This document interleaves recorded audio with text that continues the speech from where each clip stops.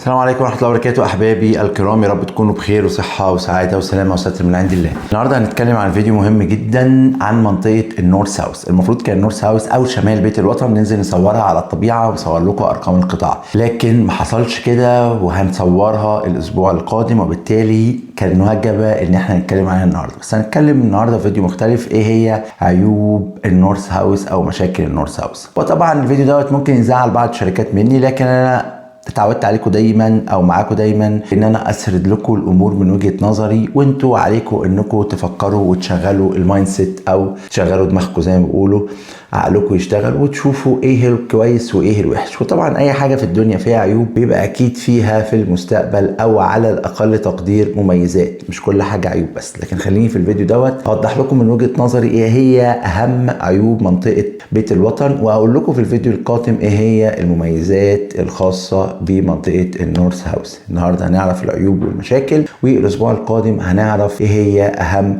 المميزات او ازاي نتفادى العيوب اللي احنا ذكرناها. خلينا نخش على اول عيب موجود في منطقة النورث هاوس او معروفة بيه، الا هو منطقة الضغط العالي. الضغط العالي اللي هو ال 22,000 كيلو، وده يعتبر شمال النورث هاوس مباشرة في حرم الطريق اللي ما بين النورث هاوس وما بين طريق السويس مباشرة، وده موقعه ومكانه على الخريطة بتاعة جوجل ايرث. وبعد كده واخد جزء من الشرق، يبقى كده الجزء الشمالي وبعد كده الجزء الشرقي.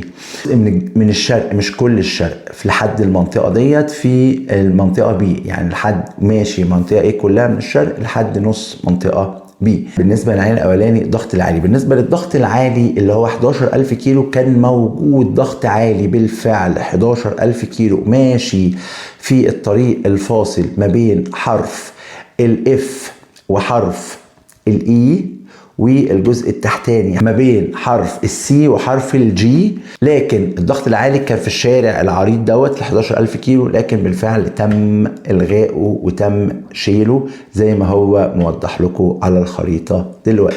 النقطة الثانية او العيب الثاني بالنسبة للنورث هاوس اللي هو اكتر من مرحلة. النورث هاوس نزل له 4 مراحل، مرحلة 6، مرحلة 7، مرحلة 8، مرحلة 9. وده معناه هو مش هيسكن كله مرة واحدة. مرحلة 6 ومرحلة 7 اتسلموا بالفعل، فيهم اختار تخصيص وفيهم محضر استلام.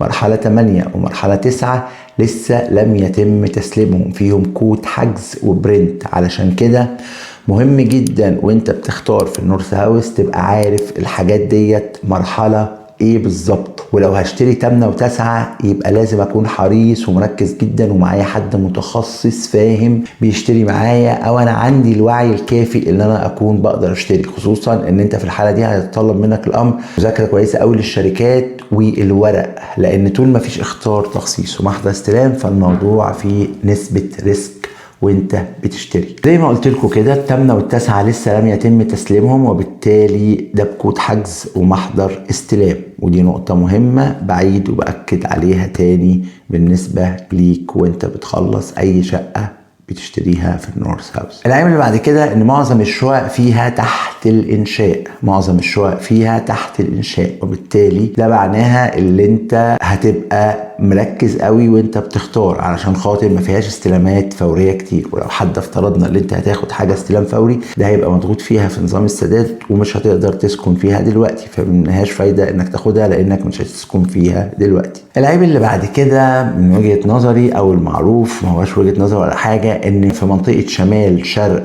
النورث هاوس جزء خاص بمحطه الرفع. يعني محطه الرفع موجوده في شمال شرق النورث هاوس زي ما هو موجود موقعها ومشروح مكانها على الخريطة كده. بنوري لكم مكانها على الخريطة، ده لمكان محطة الرفع. ده معناه ايه؟ ان النورث هاوس فيه شوية عيوب وشوية مشاكل، وبالتالي يتطلب مننا شوية امور لحل الحاجات ديت.